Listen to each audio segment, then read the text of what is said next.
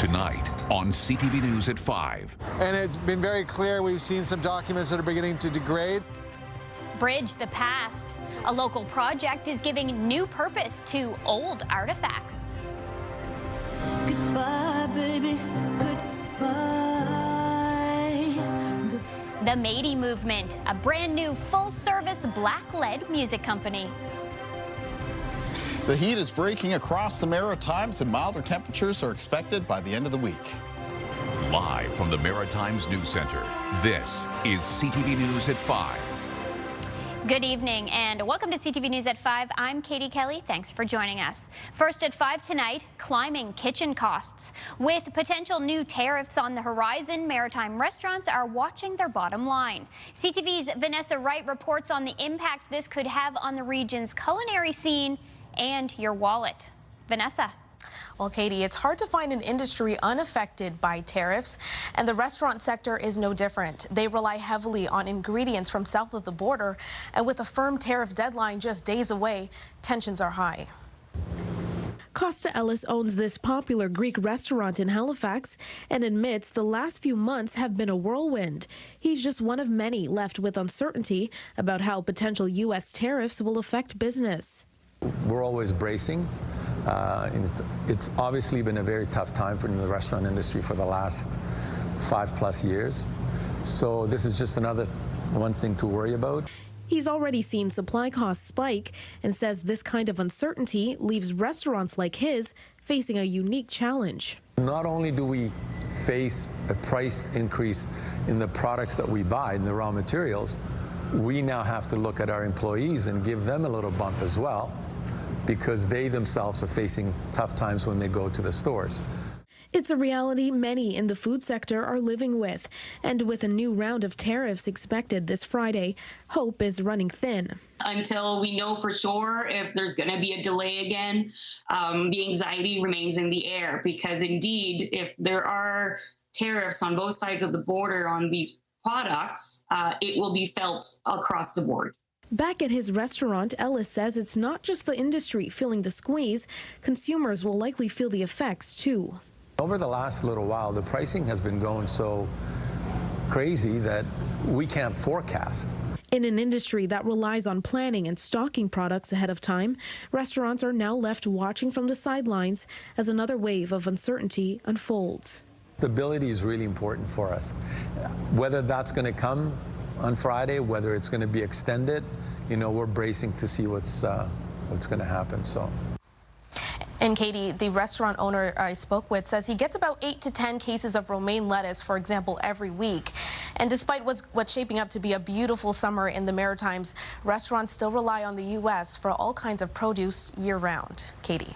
Thank you so much, Vanessa. CTV's Vanessa Wright for us in our Halifax newsroom.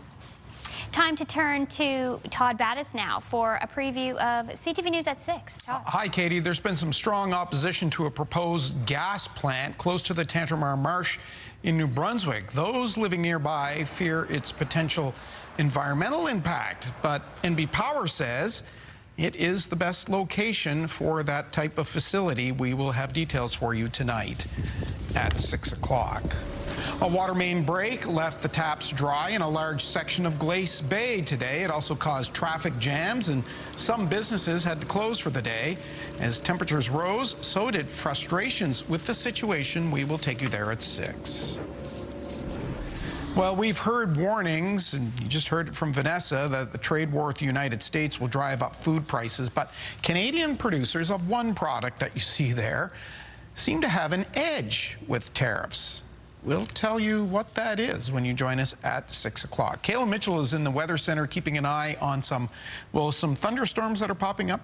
Yeah, we're going to be starting off by keeping track of some active weather that's ongoing in the southwest New Brunswick right now. There's a scattering of showers in that province ahead of a weather front that's moving over the St. Lawrence River Valley. But within the showers, a couple of thunderstorms have developed, and the potential for a few of these thunderstorms to become on the stronger side. One of the stronger looking thunderstorms right now just passing just to the south of the Blissful area. Still quite a bit of lightning along with it. as well as the potential for a downpour or some small hail. If that thunderstorm holds together over the next half an hour, it could be in the vicinity of Quispamsis. So there's your heads up there. Thunder roars, head indoors. There's also a couple separate thunderstorm cells developing now in the state of Maine, but drifting eastward. So that is taking them once again towards the southwestern area of New Brunswick. Those cells as well showing some signs of some downpours and maybe some locally strong wind gusts with them. And the risk for these thunderstorms is going to be ongoing over at least the next couple of hours in that southwestern corner of New Brunswick, and a severe thunderstorm watch has been posted by Environment Canada. Now moving through this evening, there's going to be a lower risk across the south of New Brunswick and into Prince Edward Island for some thunderstorms, even a chance maybe in Cumberland County in the north of Nova Scotia. Other thing that I'm keeping track of course, and it's been ongoing throughout this week, the heat and humidity. Now it is beginning to break. It's starting to break in northern and central areas of New Brunswick. Still quite hot and humid though for areas of both Prince Edward Island, southern New Brunswick and Nova Scotia for today, where some heat warnings persisted. Now I do expect that temperatures are going to be lowering over the next couple of days, which means we should see an end to these heat warnings. I'll be talking about that in the forecast coming up a little bit later on. Katie. Thank you, Caitlin, and welcome back. A reminder now about our latest contest. This is a great one, the Great Outdoors Comedy Festival. It's just a week away, and we've got your tickets. The event will take place from August 7th to 10th on the Garrison grounds and will feature comedians Bert Kreischer, Whitney Cummings, John Mulaney, and more. One lucky viewer will win 2 VIP tickets to Thursday's show to see Aziz Ansari and some festival merchandise. To enter, you can scan the QR code on your screen or go to ctvatlantic.ca and follow the contest prompts. The contest is opened until 6 p.m. on Thursday. Don't miss out on your chance to enjoy some live comedy in the great outdoors. We're going to take a short break here on CTV News at 5. Still ahead, we meet the brains behind a powerful new music initiative, and we also have this story. Hi, I'm McConvey here on the Dartmouth side of the McDonald Bridge. Coming up on CTV News at 5, do you have any old bridge memorabilia tucked away in your basement or a drawer? Well, Halifax Harbour Bridges has a new program that's giving those keepsakes a second life. I'll have more on that story coming up. Don't miss Crescendo Fest, August 2nd in Dartmouth. Celebrate Black music and culture with a free concert Saturday night at Ferry Terminal Park on Alderney Drive. For more information, visit crescendofest.com. Welcome back. A powerful new chapter is launching in Halifax's music scene. African Nova Scotian industry veteran Katrina Lopez is unveiling Métis Music House, the first full-service Black-led music company of its kind in Atlantic Canada. The house is designed to support and celebrate African Nova Scotian artists, and it's kicking off with a star-studded concert at the Garden as part of Crescendo Fest. That will feature none other than the amazing Renee, and I've got both of those women in studio this evening. Katrina, Renee, thanks for being here. Thanks for having us. So good to see you both. You again. Yes, this is awesome. Katrina, so could you just start off by explaining a little bit further? What is this new initiative? What is Métis House Music? So it evolved out of the KL Management Black Mentorship Program, which was something I started because I was seeing a real gap between the success of local talent and their peers in other genres, as well as their peers domestically and internationally. So I started doing a program mostly to focus on artist development, and then just creating a pipeline with different cities, so like with Toronto, Atlanta, to help artists kind of break out of the region. And I really thought that someone else would pick this up. And no one did. And really just out of my frustration of like really trying to help support artists to really grow and flourish, I just thought, you know, if no one else is going to do it, then we should just do it. And so it evolved into Métis Music House. Wow. And then so what is the day-to-day? What will you be doing? A lot of things. So mostly still artist development, artist management. I would say those are probably the cornerstones. Music publishing and label services is really just because there's a need and there's not really an outlet here. But the focus is still really on artist management and artist development and mentorship. What is the biggest gap that you're hoping to fill for Black artists? I think really breaking through the glass ceiling that artists kind of reach here in this region, and then just not having to wait for others to sort of buy into what we're doing and just doing it, because the talent here, most people probably know, the talent here is undeniable. But the fact that there's no infrastructure or ecosystem to support it is bananas. Yeah. Especially since this is like the birthplace of Black heritage in Canada. So that's the hope. That's the gap that we're hoping to fill. For sure. And speaking of that amazing talent, Rini, how are you? I'm pretty good. How has Katrina influenced or inspired your career? It's just been the exposure and the information. Like she mentioned earlier, there's not really been the infrastructure here that can really help people be successful. So to have someone that can introduce you to new organizations, new artists, new fellow artists who are in the industry, you know, it's been awesome just to be able to, you know, broaden your horizons and to meet people who can actually really make a legit difference in your career. So, you know, she's been super helpful for just, you know, an extended reach. Yeah, and Mady House will continue that even further for you. Katrina, Friday is Emancipation Day. I know you've partnered with Crescendo Fest for this amazing event. So it's happening at the Garden. Yes. What are the details? What do people need to know? Who's going to be there? Give me the scoop. The scoop is that it's being hosted by the Block's Angeline Terueo. Rini's performing, Haley Smith, Jody Upshaw, and Zamani. And we're really just there to celebrate ourselves, and we intentionally wanted to launch on Emancipation Day just as a symbolic measure that we are liberating ourselves from these systems that weren't built for us and building our own. And how can people get more details about that event? They can come to Instagram, Mady Music House. Amazing. And Rini, you're going to be performing. How does it feel to be part of this first event for this amazing new place? I love being part of like the first. Like, a little stamp on history down the line. But no, it's going to be fun. My sister's on the show as well, and that's always fun when we get to do stuff together. Although we won't be performing together. Womp, womp, womp, womp. Maybe, we'll see. Yeah, I was going to say, I hardly believe that. We'll see is right. Well, awesome. Thank you so much for everything, you two. This is awesome, and can't wait to see where it goes. Thank you. Awesome. Unveiling Mady Music House, the first full-service Black-led music company of its kind. It's launching this Friday. You can begin by supporting their show at the Crescendo Festival. We've put a link to the details up on our website. Kaylin. Thank you, Katie. Plenty of heat and humidity still in place across much of the Maritimes for today. Temperatures a little bit more moderate for some coastal areas, including here as we take a look at the Eastern Passage in Nova Scotia. Calm waters, a bit more of an ocean breeze. Some thunderstorms on the go, and I'll have an update on that for you after the break. Welcome back to CTV News at 5. Kaylin Mitchell back in the studio after a couple of days off. Welcome back, Kaylin. Yeah, thank you, Katie. I appreciate that. What's happening in the weather? It's pretty warm in here, I can tell you that. It's pretty warm in the studio, and it's, well, hot and humid for parts of the region. It's definitely been some beach weather for us lately here in the Maritimes. We're looking out at some waves crashing here in Dominion Beach as we take a look at our sunrise and sunset times for the provincial capitals. It's not just the heat and humidity that I'm keeping track of, though, but a few thunderstorms around for this evening as well.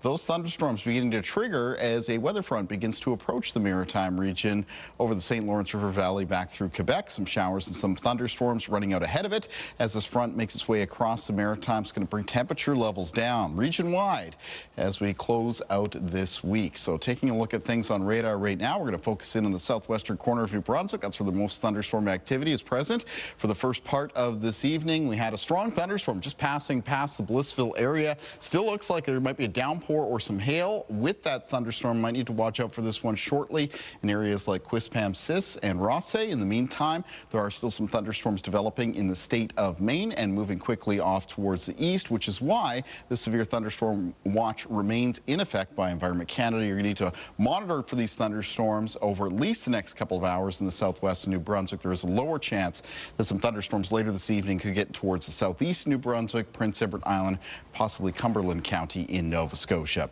Taking a look at our timeline then, these little flecks of color showing up in around the southwest of New Brunswick, that's indicating that thunderstorm activity. You can see it drifting further towards the east as we make our way through this evening towards midnight.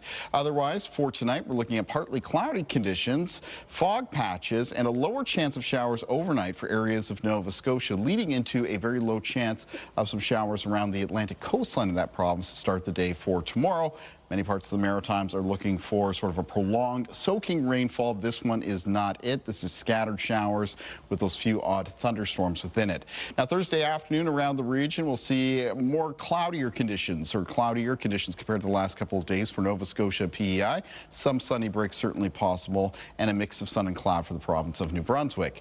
Winds are changing direction as this front comes through. So tonight and tomorrow, winds becoming north and northwest. Pretty light though, 10 to 20 kilometers per hour. A couple gusts up between 20 and 30. It is a cold front though, so temperatures are going to begin to come down. In fact, there will be some cooling temperatures in northern areas of New Brunswick for tonight, with lows falling into a range around 10 to 14 degrees. Other parts of the Maritimes though, sort of still warm and muggy tonight, with most lows 14 to 18. Highs in the forecast for tomorrow though in New Brunswick are mostly going to be in the range of 20 to 24 degrees. And low 20s for Prince Edward Island, and low to mid 20s for the province of Nova Scotia. Some of the humidity beginning to come out of the air, but it'll definitely be lower by Friday, which is looking like a day that's going to have some milder temperatures. Now on Friday, there is a low pressure system passing just off the Atlantic coastline of Nova Scotia, so there will be a chance of some scattered showers for that province, especially around the Atlantic coastal counties. Other parts of the Maritimes, a mix of sun and cloud, and you can see that a lot of high temperatures on Friday are expected to be around the low 20s. All right, let's take a look at our weather watcher for tonight. And tonight's weather watcher is coming in from 7-year-old Sophia Peterson from Ketch Harbor, Nova Scotia. Sophia has sent us a drawing of herself out walking on a sunny day. Thank you, Sophia. And if you'd like to be one of our weather watchers, then come into CTV Weather Watchers, P.O. Box 1653, Halifax, Nova Scotia, B3J2Z4, or email kaylin.mitchell@bellmedia.ca. Katie. Thank you, Kaylin. A beloved Maritimer is being honored. East Coast Lifestyle has launched a new clothing collection in memory of battle rap legend Pat Stay. And as CTV's Valentine King Beza shows us, every dollar goes to his family. Everything I was taught was a lie. My name is Alex McLean. We're here at the East Coast Lifestyle headquarters store in Bayers Lake, Nova Scotia to talk about the Pat Stay Tribute Collection. The Tribute Collection is all about raising awareness for Pat Stay. He was a local legend from Nova Scotia, and all the proceeds from everything sold goes right to his family. So we launched the collection last night. Some sizes are already sold out, which is great to see the support coming in, but we did hoodies and t-shirts, and all the proceeds will be donated back to his family. But it's amazing to see stuff already selling out this fast. Pat Stay was one of the nicest people I've ever met in my entire life. Such a supportive guy. He always helped people from Nova Scotia on the come up, and he was always showing a lot of love to us, so we wanted to raise awareness for him now that he's gone. So we really hope that people remember Pat Stay with this collection, and they're able to see his legacy and how powerful he was. We wanted to include his face on the back of the hoodie to really incorporate the stay forever mentality. He will stay forever. He's a part of this province, and we really wanted to create products that were high quality and were, available in t-shirts and hoodies as well. For now, the collection is limited edition, available online, so we ship anywhere in the world. It's also available in our Bayers Lake store where we are today. And we're hoping to do more products that are limited edition that really create legacy for Pat Stay and awareness. So Pat was very supportive of our brand since day one. He was always asking for the new releases, coming to our different events and parties, and it was always really cool to see someone I looked up to when I went through school wearing the brand as well. I remember watching his videos all through high school and university, so it's really meaningful that he wore our brand and supported it as well. Pat Stay's definitely one of, if not the best. I don't think you can name 10 battle rappers better than Pat Stay. So it was so impactful to watch Pat Stay come from Dartmouth, Nova Scotia and make an impact across the world. He was known in the United Kingdom, USA, across Canada, all from the King of the Dot that he really did a lot of great stuff with. So it's just amazing to see his impact from Nova Scotia and to be able to share some love back to him now. So the art was all created by a very well-known Nova Scotian artist named Trevor Andrew. He incorporated Pat's face on the back with "Wish You Could Stay." And on the hoodie, you'll also see 902 to the world, because he's from the 902 area code, Nova Scotia, but he truly had an impact across the world. We want people to have that mentality with Pat Stay. And if you'd like to support, you can go to our website, eastcoastlifestyle.com, to purchase the hoodies and t-shirts. All proceeds will be donated back to his family. I've already ordered mine. All right, we're going to take a break. Coming up, treasure tolls. I start adding things into a database so that people can find it. If you've got old bridge artifacts collecting dust, don't toss it. Halifax Harbor Bridges has found a creative way to honor the past. Crossing into history, next. with Aaron and Peter. 60 seconds, 10 questions. If you can pull that off, you're going to win $1,000. Join us every weekday at 7 a.m. for the $1,000 Minute. Welcome back. Halifax Harbour Bridges is looking into its past, launching a summer project aimed at preserving history. As CTV's Emma Convey shows us, the team is sorting through decades of artifacts and antiques and looking for help from the public along the way. In large newspapers, that's important. It's a walk down memory lane for the team at Halifax Harbour Bridges, digging up historical artifacts and preserving documents dating back to before construction on these bridges even began. In the last 3 years, that some of the material that has some historic value it's not stored correctly, it's not in the right kind of place. We just put it out of sight, out of mind. And if we don't do it now, then when are we going to do it? And we'll start to lose things that are important.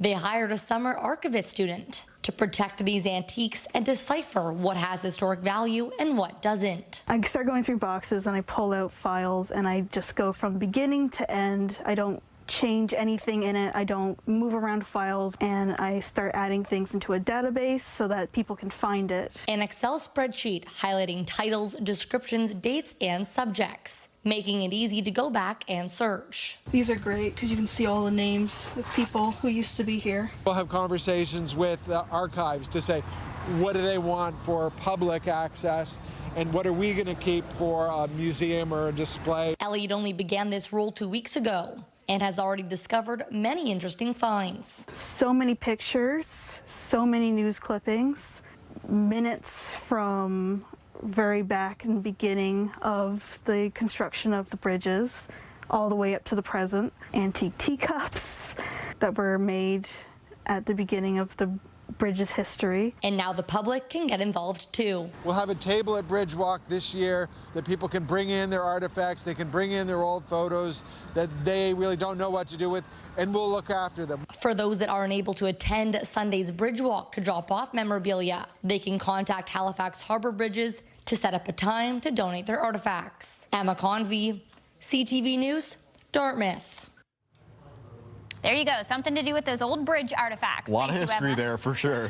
Well, that takes us to the end of CTV News at 5, Kaylin. Active weather in the southwest New Brunswick. There's a severe thunderstorm watch that has been posted. I will be updating you on any active thunderstorms coming up in CTV News at 6. We'll be back with more local news at 6. Stay with us now for CTV National News.